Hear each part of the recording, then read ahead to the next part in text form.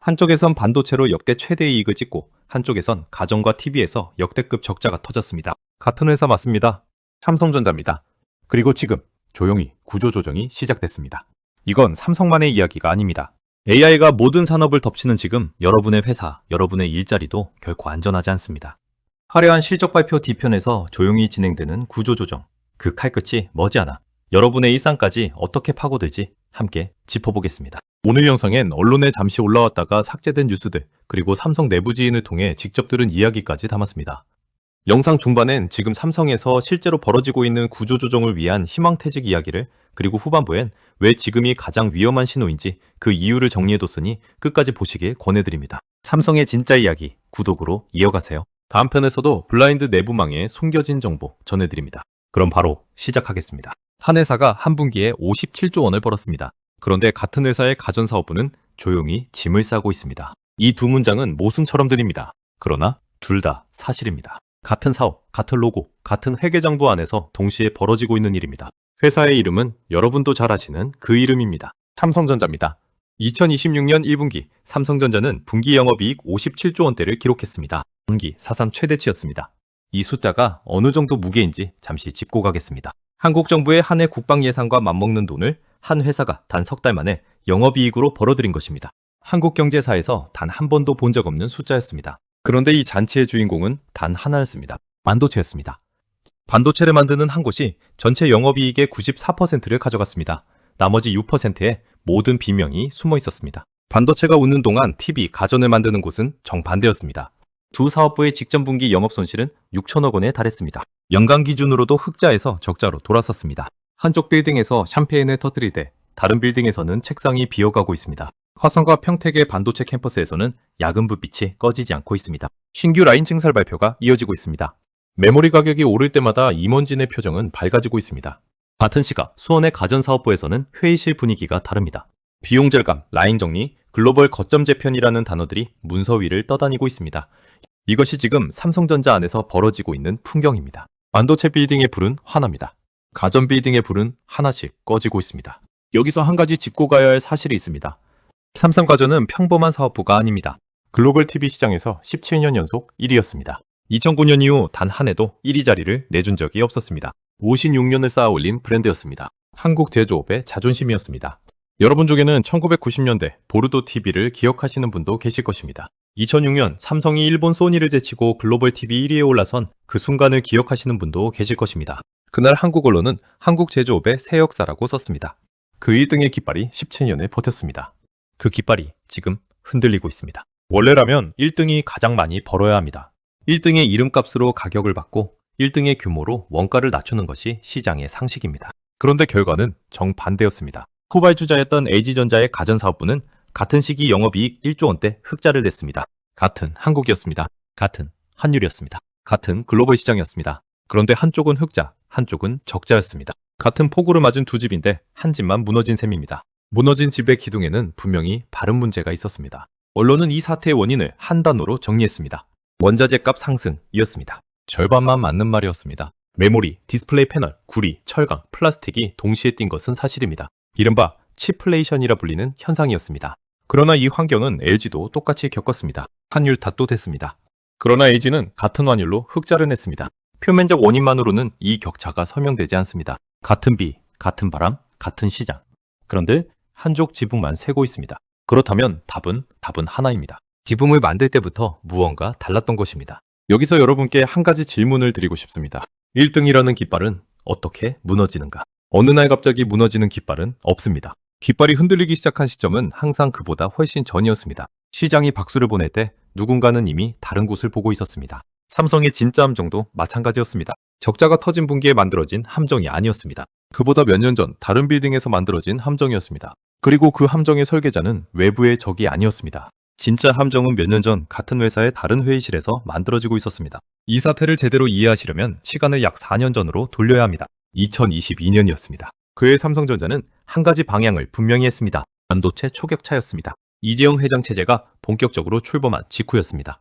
회사의 자원은 한쪽으로 쏠리기 시작했습니다. 가장 좋은 인재, 가장 큰 투자, 가장 빠른 의사결정이 모두 반도체로 향했습니다. 평택 공장이 한 라인씩 올라갔습니다. 미국 텍사스 테일러시에는 새 파운드리 공장이 들어섰습니다. 수십조 원이 메모리와 파운드리에 투입됐습니다. 그룹의 시선은 분명했습니다. 미래는 반도체였습니다. 반대편 가전사업부의 풍경은 달랐습니다.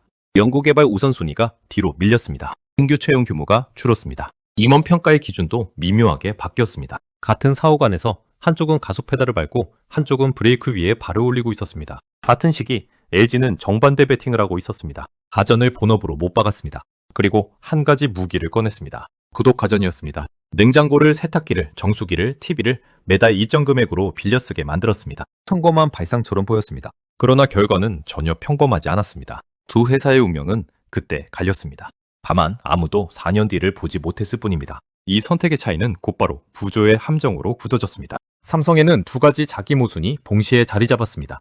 첫 번째 모순은 원가에 있었습니다. 삼성이 비싸게 파는 메모리를 삼성가전이 비싸게 사와야 했습니다. 삼성 디스플레이의 비싼 패널을 삼성 PB가 비싸게 받았어야 했습니다. 그룹 안의 한쪽이 가격을 올릴수록 다른 한쪽의 마진은 깎였습니다. 같은 회사의 두 사업부가 서로의 발목을 잡고 있는 구조였습니다. 이것은 마치 한 가족이 운영하는 식당과 같았습니다. 식당을 운영하는 동생이 있고 식자재 도매상을 하는 형이 있습니다. 형이 식자재 가격을 올릴 때마다 동생의 마진은 줄어듭니다. 형은 돈을 법니다. 동생은 손해를 봅니다. 그러나 가족 전체의 통장은 결국 한 곳으로 모입니다. 삼성의 구조가 그러했습니다.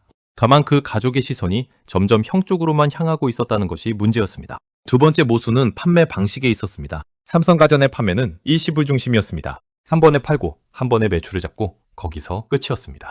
경기가 좋을 때는 폭발적으로 팔렸습니다. 그러나 경기가 꺾이는 순간 그대로 매출이 빠졌습니다. 원충장치가 없었습니다. LG의 구독 모델은 달랐습니다. 한 번 가입한 고객은 매달 돈을 냈습니다. 불황이 와도 매출이 끊기지 않았습니다. 같은 가전을 팔아도 한쪽은 일시불이고 한쪽은 연금이었습니다. 소풍이 몰아칠 때 한쪽은 매달 들어오는 우산이 있었고 한쪽은 우산이 없었습니다. 이 두 가지 모순 위에 외부의 적이 등장했습니다. 중국이었습니다. 하이센스, TCL, 샤오미가 글로벌 TV 시장을 빠른 속도로 잠식했습니다. 처음에는 가성비였습니다. 가격이 절반이었습니다. 그 다음은 화질이었습니다. 미니 LED, OLED 같은 프리미엄 기술 격차마저 빠르게 좁혀졌습니다. 신흥국 시장에서는 중국 TV 3사의 합산 점유율이 삼성을 넘어선 시점이 등장했습니다. 1등의 깃발이 가장 먼저 흔들린 곳은 본진이 아니라 변방이었습니다. 그러나 본사 회의실의 시선은 여전히 다른 숫자만 보고 있었습니다. HBM이었습니다. AI 반도체였습니다. 엔비디아였습니다. 가전의 점유율 그래프가 꺾이는 동안 임원진의 화이트보드에는 메모리 단가 그래프만 그려지고 있었습니다. 표면적 명분은 AI 가전과 프리미엄 집중이었습니다. 그러나 내부의 진짜 메시지는 달랐습니다. 가전은 더 이상 핵심이 아니었습니다. 캐시카우는 반도체였습니다. 56년을 이어온 회사의 정체성이 조용히 바뀌고 있었습니다. 여러분께서 주목하셔야 할 지점은 바로 이것입니다. 삼성가전이 흔들린 진짜 이유는 중국 때문이 아니었습니다. 원자재 때문도 아니었습니다. 그룹의 시선이 그 사업부에서 떠난 그 순간부터 시작된 것이었습니다. 설계자는 외부에 있지 않았습니다. 회사 안에 있었습니다. 의도된 결과는 아니었지만 결과는 분명했습니다. 한쪽 사업부에 모든 자원을 쏟는 동안 다른 사업부는 무방비로 바람을 맞고 있었던 것입니다. 판은 그렇게 짜였습니다.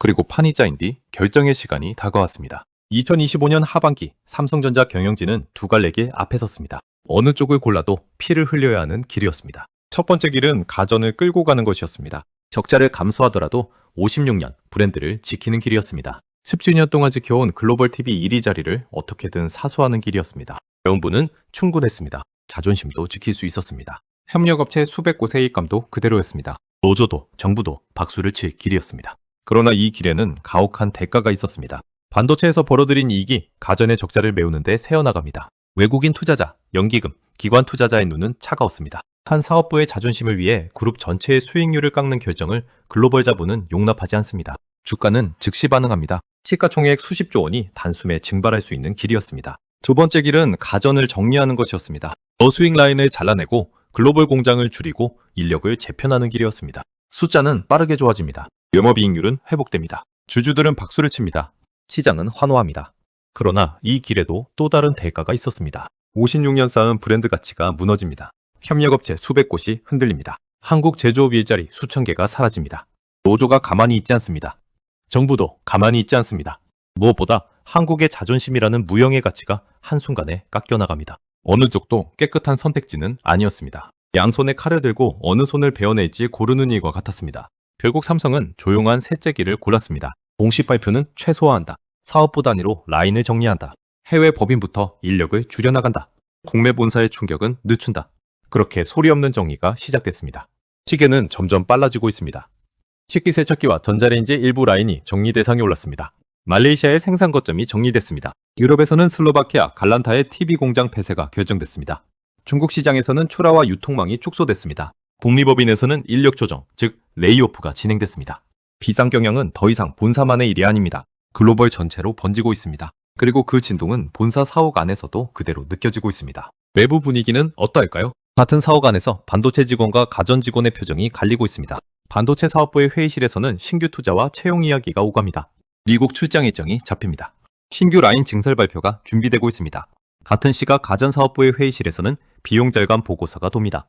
글로벌 거점 통폐합 시나리오가 검토되고 있습니다. 가평 회사 명함을 가진 사람들이 사실상 다른 회사를 다니고 있습니다. 신규 채용은 사실상 동결됐습니다. 가전직군의 희망퇴직이라는 단어가 자연스럽게 돌기 시작했습니다. 임원 평가는 더욱 엄격해졌습니다. 협력업체에는 발주 물량이 줄어든다는 통보가 갔습니다. 광주, 수원, 구미의 부품 협력사들 사이에서 삼성이 발주를 줄이고 있다는 이야기가 빠르게 퍼지고 있습니다. 외부 지인을 통해 들은 분위기는 더 무겁습니다. 사업부 회의실의 공기가 달라졌습니다. 임원의 한마디 한마디에 직원들의 시선이 집중됩니다.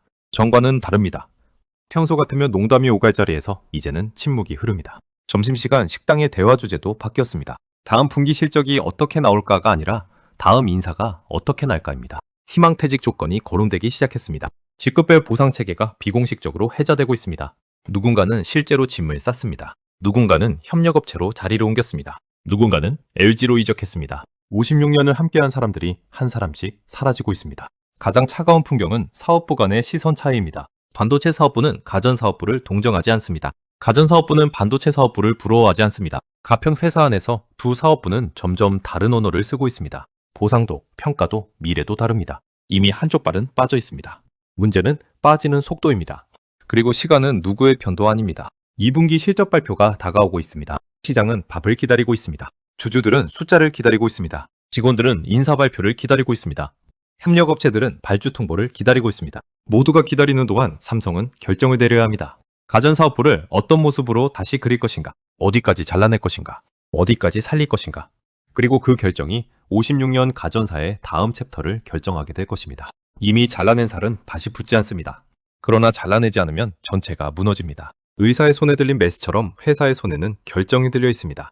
그리고 그 결정은 삼성만의 결정이 아닙니다. 한국 제조업 전체의 미래를 가르는 결정입니다. 이 결정의 무게가 한국 경제 전체로 어떻게 번질 것인지 이제 그 이야기를 해야 할 시간입니다. 삼성은 결국 가전의 무게중심을 옮기기로 했습니다. 방향은 셋이었습니다.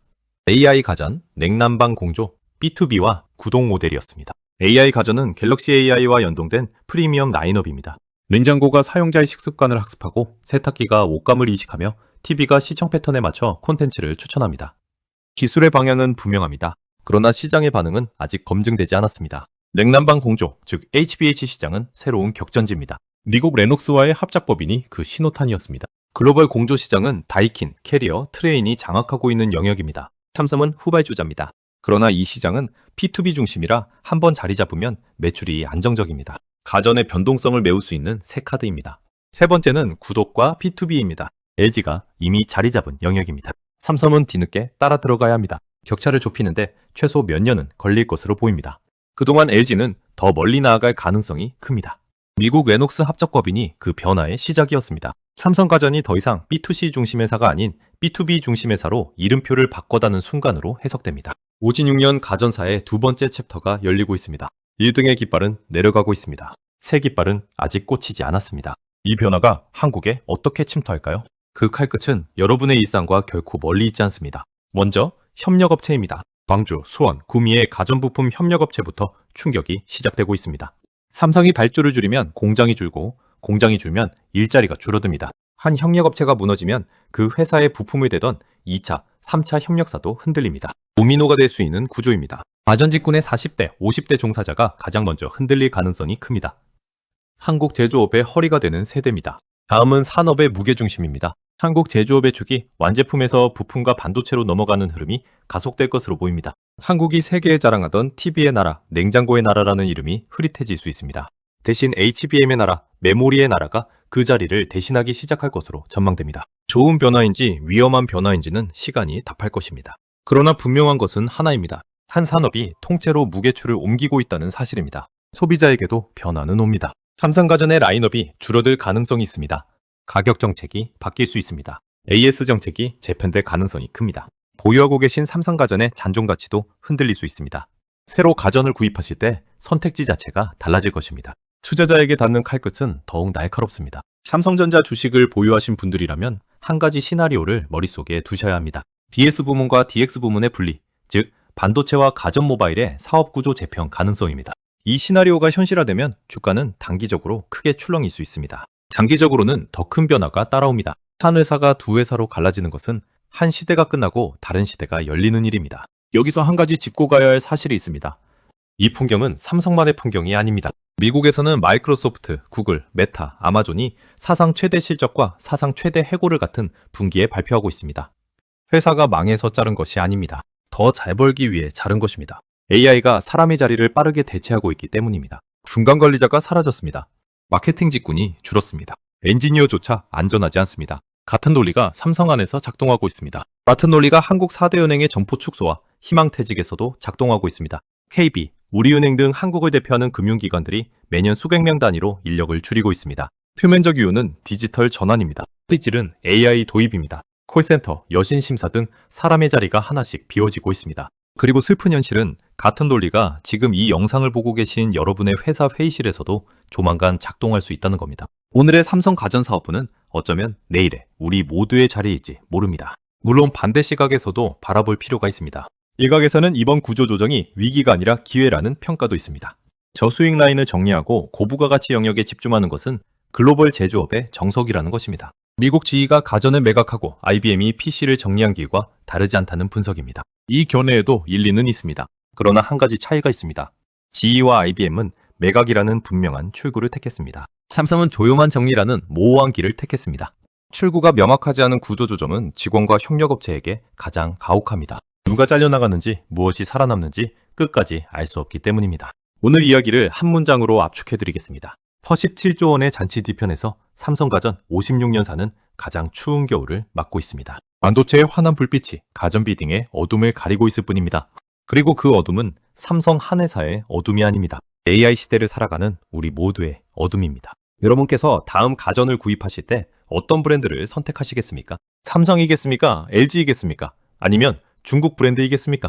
AI가 앞으로 우리의 일상을 어떻게 바꿔놓을지는 누구도 정확히 알 수 없습니다. 그렇게 우리는 그 변화에 적응하기 위한 노력을 멈추지 말아야 합니다. 그 답을 찾는 일이 어쩌면 오늘 이 영상의 진짜 주제일지 모릅니다. 오늘도 긴 영상을 끝까지 시청해주신 여러분께 깊이 감사드립니다. 이런 깊이 있는 분석을 계속 이어갈 수 있도록 구독으로 함께 해주시면 큰 힘이 되겠습니다. 다음 영상에서 다시 뵙겠습니다.